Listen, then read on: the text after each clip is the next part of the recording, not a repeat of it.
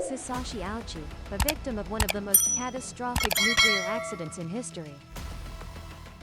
Negligence, greed, and disregard for safety turned his ordinary workday into an agonizing 83-day journey, where life and death intertwined in utter despair. And today, let's join Kanha TV to uncover the dark secret behind this haunting story. The Tokaimura nuclear plant incident, the world's most severely radiation-exposed man. And as always, don't forget to leave a like and subscribe to encourage us to keep searching for compelling content. Let's dive into today. SA term.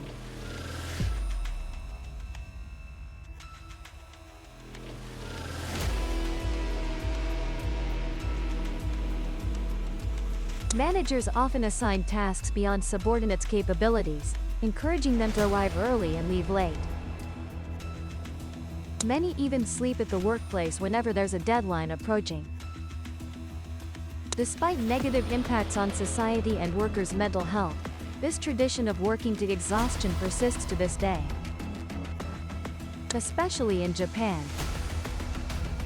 Some say that bad experiences are also a form of experience, as we can learn from mistakes and move forward. But some mistakes are so horrific that people can only helplessly watch everything collapse. In 1999, a combination of negligence, greed, and disregard for worker safety led to a horrific tragedy for Hisashi Ouchi, the nuclear power plant technician. On the morning of September 30, 1999, Hisashi Ouchi, along with his colleague Masato Shinohara and their supervisor Yutaka Yokokawa, arrived at the Tokaimura nuclear power plant. As usual, they had no idea it would be a fateful workday. One of the plant's processes involved treating uranium to create fuel rods for other nuclear plants and reactors. However, no staff were deeply trained for this work, and it was often assigned to available technicians at the time.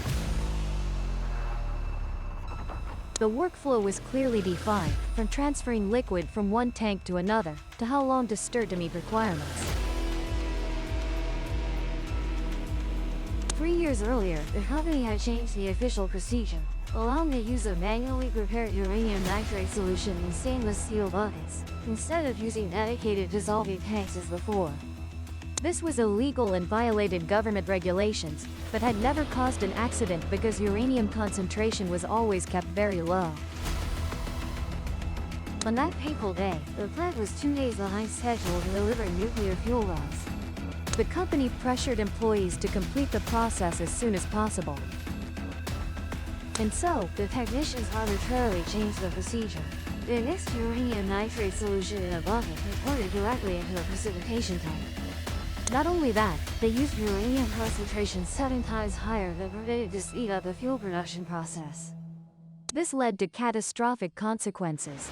Around 10:35 a.m., Ouchi and Shinohara were mixing uranium powder in a bucket at a concentration exceeding the permitted limit by 7 times.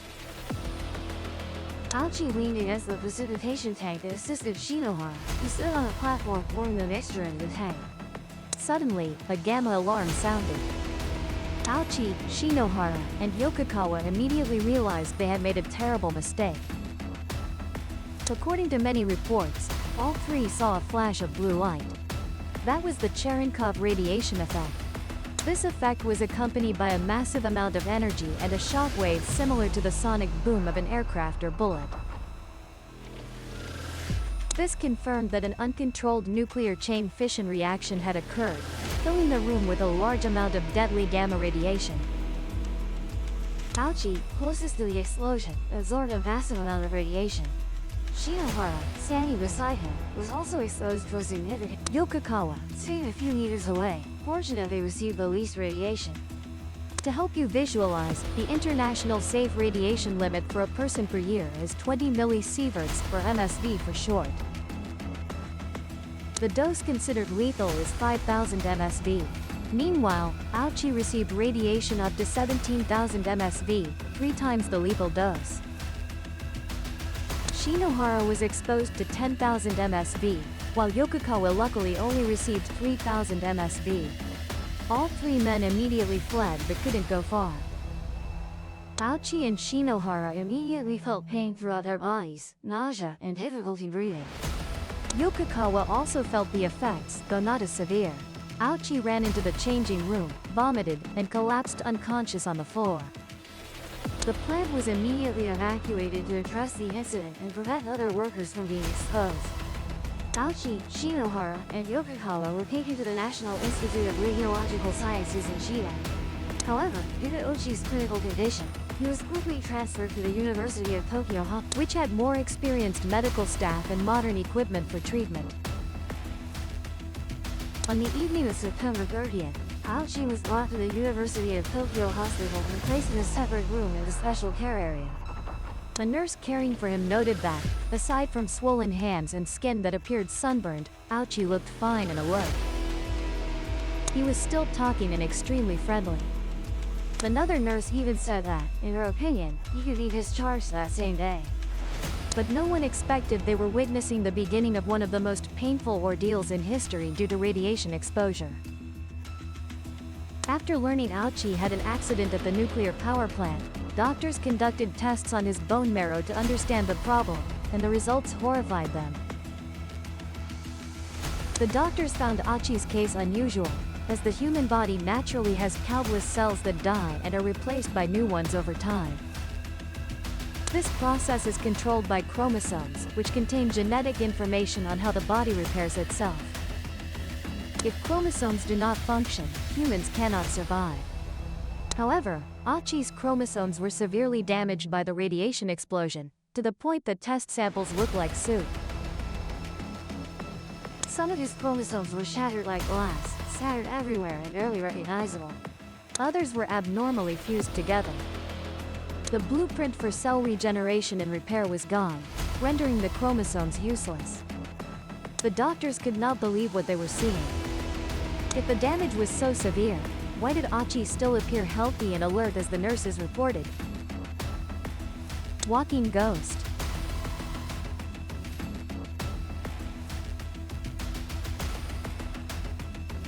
This is a phase where health can last for hours or days, depending on the body's response to radiation poisoning.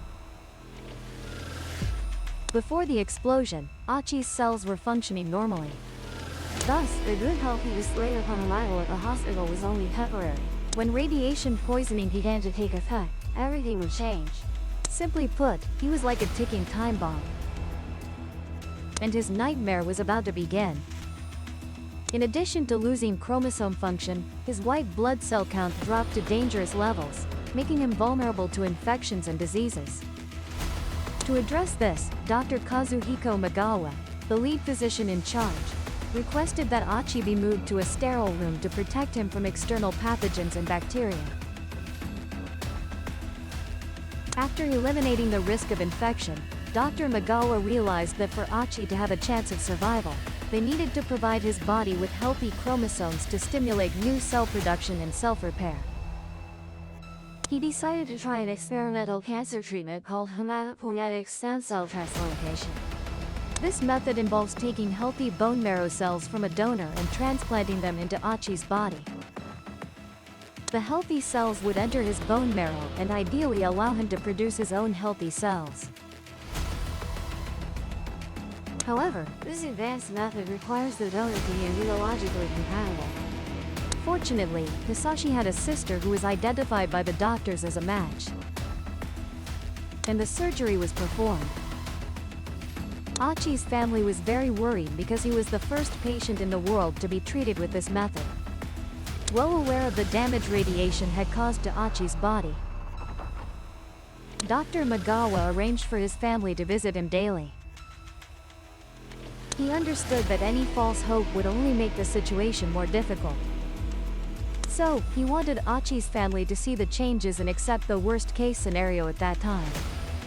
Meanwhile, Ouchi seemed unaware of the severity of his condition. The nurse recalled him saying, "I'll naturally be discharged after about a month, but it might take longer, right?" He then asked about radiation exposure. When exposed to radiation like this, is there a risk of developing leukemia or other diseases? Ouchi did not know that he did not have enough time left for leukemia to develop. Gradually, the physical symptoms of radiation poisoning began to appear. Ouchi's skin lost its elasticity and started to peel. Medical staff noticed that when removing medical tape from his body, large patches of skin came off with it. So, they stopped using tape and dared not stick anything on his body anymore. Later, Ouchi's lungs began to fill with fluid, making it difficult for him to breathe. By this point, he struggled to move and even to speak. However, his spirit remained unbroken. He still smiled and told his wife, "I love you." Not long after, as fluid continuously accumulated in his lungs, Ouchi completely lost it. The doctors decided to put him on a ventilator. An endoscopy revealed that his intestinal lining has stopped functioning and detached from the intestinal wall. Human intestines are lined with a mucosal layer, which has a surface crucial for absorption, digestion, and even protection from bacterial infections. Without intestines, his body could not absorb nutrients from food or water, leading to dehydration, starvation, and eventually death. To find the cause, Dr. Mikawa conducted another test. He discovered that the healthy transplanted chromosomes had been damaged by radiation inside Ouchi's body. Despite all efforts, his body had been too severely damaged by the radiation explosion. And this had affected even the healthy transplanted cells. This meant Ouchi had returned to square one. Dr. Mikawa was very sad to have to deliver this terrible news to Ouchi's family, who had been full of hope. Meanwhile, Ouchi began having digestive problems. He lost control of his bowels and suffered continuous diarrhea. Not only that, the shedding of his intestinal lining caused severe internal bleeding for Ouchi. He was losing blood very quickly, forcing Dr. Mikawa to give him blood transfusions, sometimes up to 10 times a day. In this condition, he was continuously injected with fentanyl for pain relief, but his skin and flesh continued to blister and peel. As a result, his body could no longer retain water and was at risk of complete dehydration. Reportedly, Ouchi lost 8 to 10 liters of fluid daily, which had to be replaced by IV fluids. In an attempt to protect his remaining skin layers, medical staff wrapped almost his entire body in medical gauze. It was hoped this would keep his skin in place and help him retain moisture. But this effort was unsuccessful. The bandages were soaked with blood within just a few hours. The dehydration was so severe that doctors had to measure the fluid loss to know how much to transfuse back. At this point, Ouchi's condition was extremely critical. The nurse recorded his words. "No more, I want to go home, please stop." It is known that in his delirium, Ouchi called for his mother. Due to the loss of skin elasticity, his eyelids could no longer close. There were even reports that he cried tears of blood. Due to the extreme pain, he was given high doses of various drugs to help him sleep and relieve pain. Dr. Mikawa spoke with Ouchi's family and informed them that his condition was unlikely to improve and would likely worsen. The family begged the doctor to do everything possible to save Ouchi's life. But the only thing he could do was try transplanting a piece of lab-cultured artificial skin. Dr. Mikawa hoped that if the skin graft was successful, it would help retain moisture, buying time to find other methods to help Ouchi. But unfortunately, due to the large amount of fluid lost through the exposed skin areas, the grafted skin could not survive and also quickly peeled off. 2 months had passed since Ouchi was hospitalized. He had undergone numerous blood transfusions, skin grafts, and stem cell transplants. He was on a ventilator, his skin was necrotic, his eyes could not close even when sleeping due to the lack of eyelids. Blood flowed from his intestines and he endured constant severe pain, but he was still alive. The massive blood loss and continuous transfusions caused a side effect. Ouchi's heart was beating at a rate of over 120 beats per minute, as if he were running a marathon. The strain on his heart muscle was too great and it eventually stopped beating. The doctors had no DNR order, so they were forced to do everything to save him. They quickly performed CPR and his heart started beating again, but then quickly stopped again. The medical team injected him with cardiac stimulants and after 3 cardiac arrests, his heart resumed a steady rhythm. But very quickly, the repeated cardiac arrests and resuscitations negatively affected Ouchi's brain and health. His overall organ function began to decline. When his family visited, he did not even recognize them and likely was no longer conscious. His life was entirely dependent on medical equipment. Ouchi's immune system became abnormal and attacked the remaining healthy white blood cells. In a short time, He had no white blood cells left, and even a common cold. could take his life within just a few hours. On the 81st night since Hisashi was hospitalized, Dr. Magawa gathered the family and announced that there was no way left to save Hisashi Ouchi. and if his heart stopped again, it should not perform resuscitation. The family agreed it's time to do not resuscitate Warden, hoping to free him from prolonged suffering. On the 83rd day of this nightmare, Hisashi Ouchi's heart stopped and he passed away. The story of Hisashi Ouchi is a heartbreaking reminder of the terrible consequences of negligence and disregard for safety. Although the primary responsibility lies, this story also raises profound questions. about our responsibility to others and to ourselves. Have we done enough to ensure the safety of ourselves and those around us? Do we pay enough attention to potential risks in our work and daily lives? Thank you for listening to the story of Hisashi Ouchi. If you find this story meaningful and engaging, Please share it with your friends and family. Don't forget to leave a like, subscribe to the Realm of the Unseen channel, and turn on notifications so you don't miss the next stories on Kanha TV. now, Kanha bids you farewell. And looks forward to seeing you in future videos. If the veil stirred, subscribe and meet the next encounter.